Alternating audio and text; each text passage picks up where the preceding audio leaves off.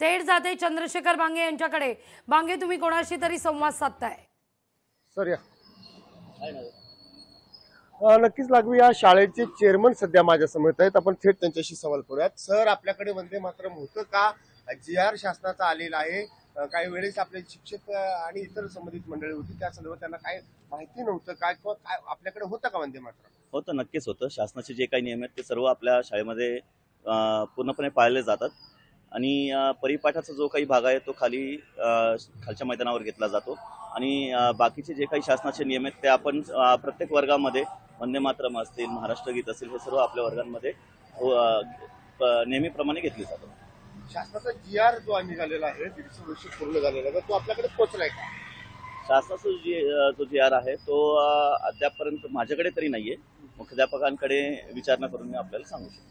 मी पाहिलं की या उर्दू शाळेचे चेअरमन आहेत, जे आयडियल एज्युकेशन ट्रस्ट आहे, या आयडियल एज्युकेशन ट्रस्टचे हे चेअरमन आहेत। लोकशाहीशी बोलताना त्यांनी ज्या पद्धतीने आपण पाहिलं की परिपाठ झाल्यानंतर शाळेमध्ये मला बोलायचं त्यांच्याशी। चंद्रशेखर, बरोबर सर एक अगदी अगदी मला बोलायचं त्यांच्याशी। माईक पाहिलं ना?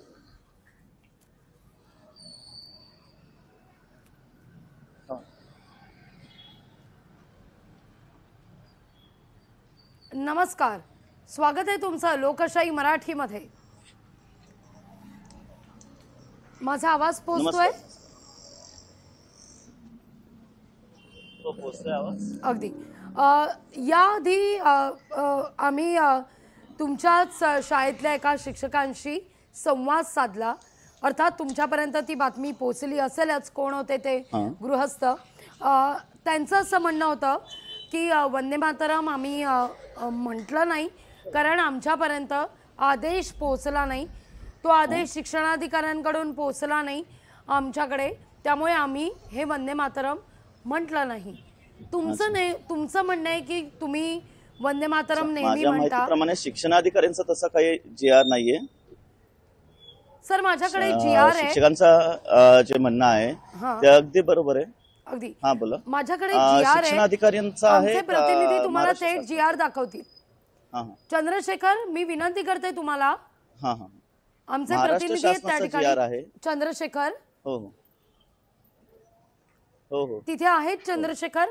मुळात जी.आर. पोहोचला नाही पोहोचला हा दुय्यम। हॅलो, बोला बोला बोला बोला हॅलो, बोला बोला। मुळात जी.आर. पोहोचला नाही पोहोचला हा दुय्यम भाग आहे। शासनाने जे काही नियम काढलेले आहेत त्याच्या अनुषंगाने संपूर्ण जो काही परिपाठाचा कार्यक्रम आहे आपला, तो परिपाठाचा पूर्ण कार्यक्रम शासनाच्या नियमाप्रमाणे अधीन राहून आपल्या शाळेमध्ये पूर्णपणे घेतला जातो, नेहमीप्रमाणे घेतला जातो।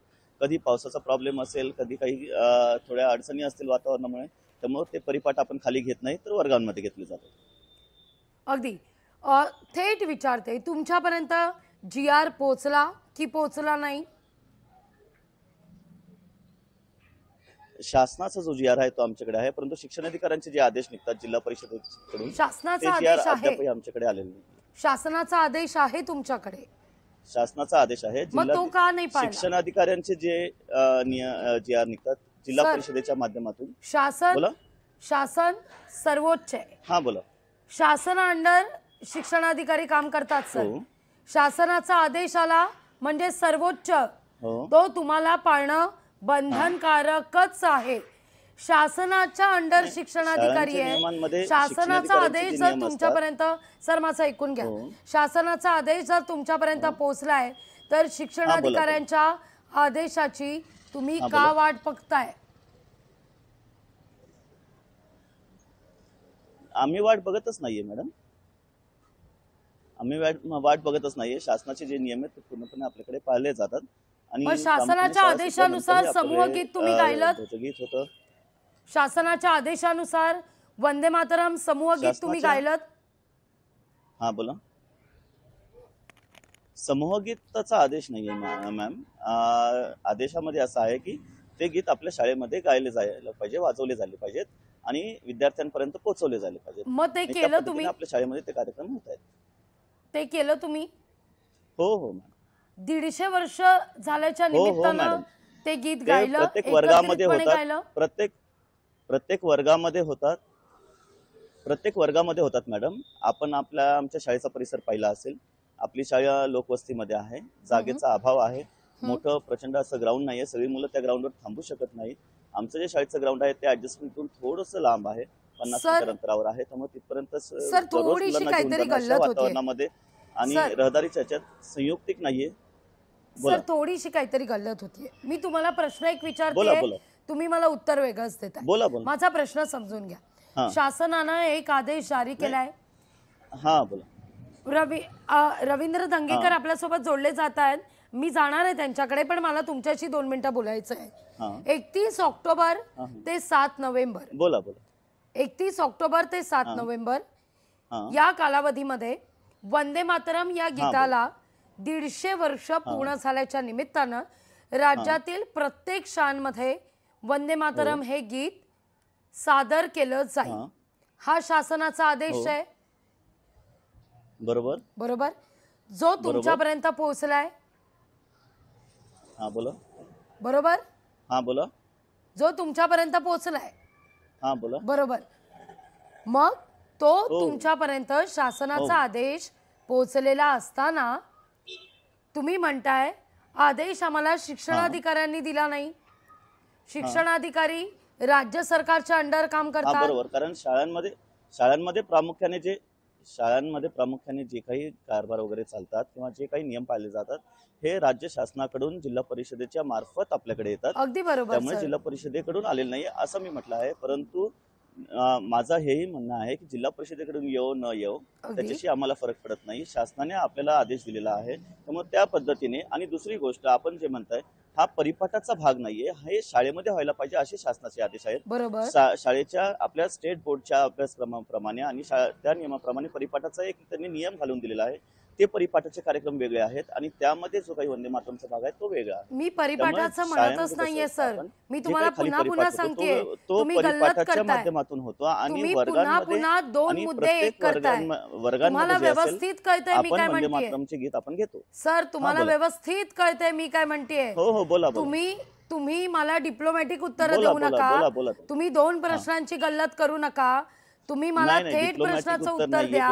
समूह गीत वंदे मातरम गीत 150 वर्ष पूर्ण झाल्या निमित्तानं तुमच्या शाळेत गायलं गेलं की नाही? हो की नाही? हो. निश्चितपणे. कधी गायलं गेलं? निश्चितपणे प्रत्येक वर्गामध्ये आणि दररोज गायलं जातं. वर्गामध्ये गायलं जातं. हा माझा म्हणण्याचा उद्देश होता. पुन्हा तुम्ही तेच करताय. 7 नोव्हेंबर पर्यंत हे गीत एकत्रितपणे सगळ्या शाळेतल्या विद्यार्थ्यांना, सगळ्या इयत्तेतल्या विद्यार्थ्यांना एकत्र आणा आणि समूह गीत सादर करा असे आदेश आहेत. ते गायलं गेलं की नाही? मॅम, प्रत्येक वर्गामध्ये समूहाने हे गीत आपल्याकडे गायलं जातं आणि फक्त आत्ताच नाही तर हे शैक्षणिक वर्ष सुरू झाल्यापासून ही प्रथा आपल्याकडे चालली आहे. मला दाखवाल एखाद्या वर्गात जाऊन गाऊन विद्यार्थ्यांना खरंच वंदे मातरम येतं का? निश्चितपणे. परंतु आता कार्यक्रम आता त्यांचा शैक्षणिक अभ्यासक्रम चालू झालेला आहे. जे समूहगीत होतं किंवा जे आपण म्हणतो की वर्गामध्ये गायलं जातं ते सुरुवातीलाच झालेलं आहे सकाळीच. आता दुपारची सकाळी सर मी ऐकलं सकाळी राष्ट्रगीत झालं. सर सकाळी राष्ट्रगीत झालं, उर्दू प्रार्थना झाली. हो सर, भारत सार्वभौम आहे, सहिष्णू आहे, सगळ्या धर्मांचा तितकाच आदर करणारा हा देश आहे, एकात्मतेचा देश आहे.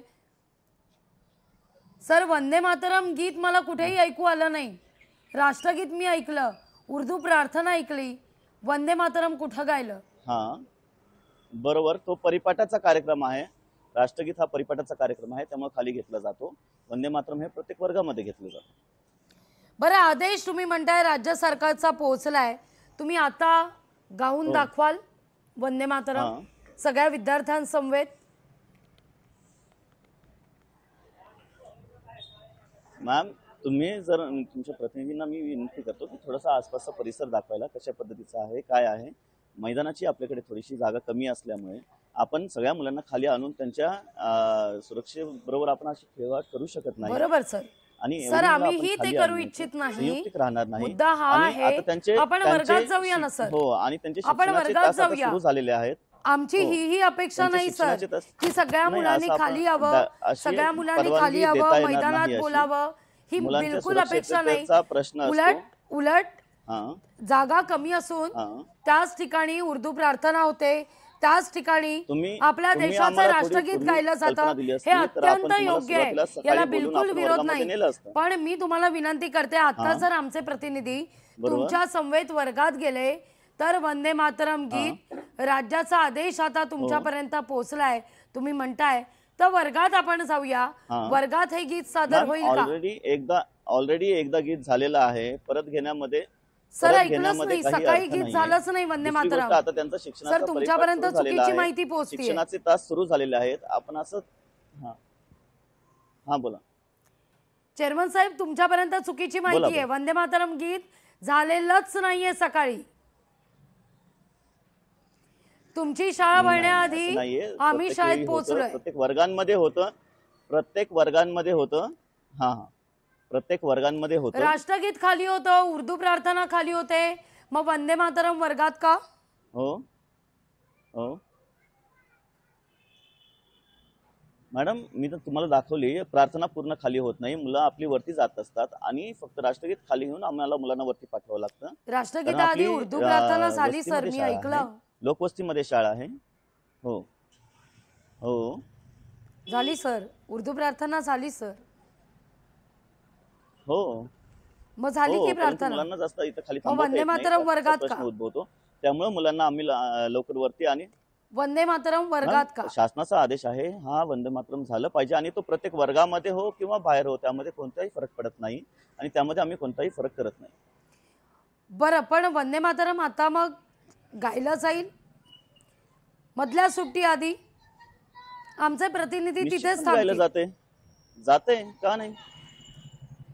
हा सर, एखाद्या वर्गात आताची सकाळची आपण सत्राची गाऊया शाळा वंदे भरलेली आहे. मातरम. दुपारची सत्राची शाळा 12 वाजता भरते. तुम्हाला पाहिजे असेल मी 12 वाजता तुमच्याशी कनेक्ट होतो. तुम्ही बघू शकता. अगदी अगदी 12 वाजता आपण वंदे मातरम हे गीत या शाळेत गायलं जातंय की नाही याचा रियालिटी चेक नक्कीच करू. तुम्ही म्हणताय की या शाळेत सरकारचा निश्चितपणे आदेश पोहोचलाय. हो, सरकारचे जे काही आदेश आहेत ते आदेश आपल्याकडे सर्व नियमाप्रमाणे पाळले जातात.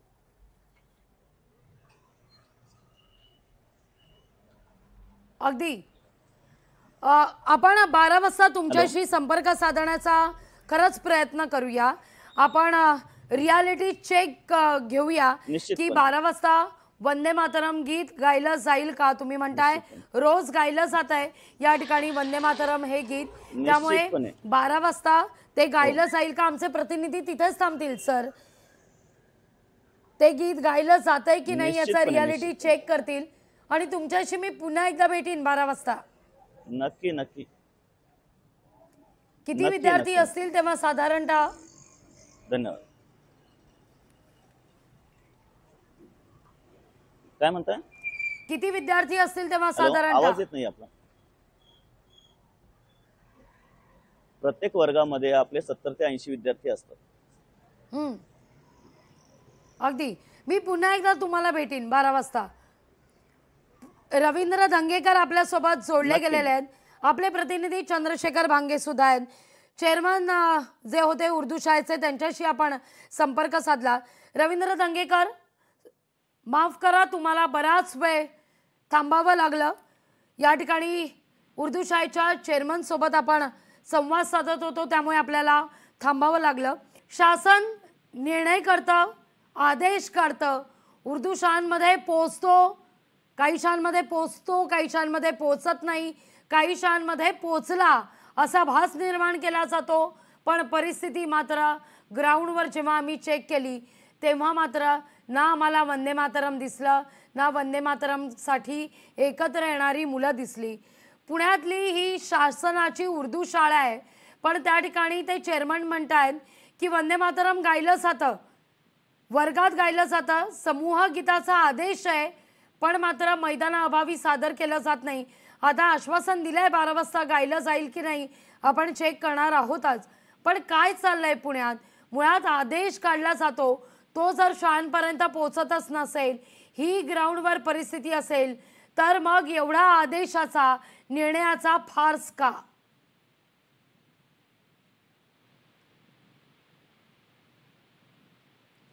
रवींद्रजी,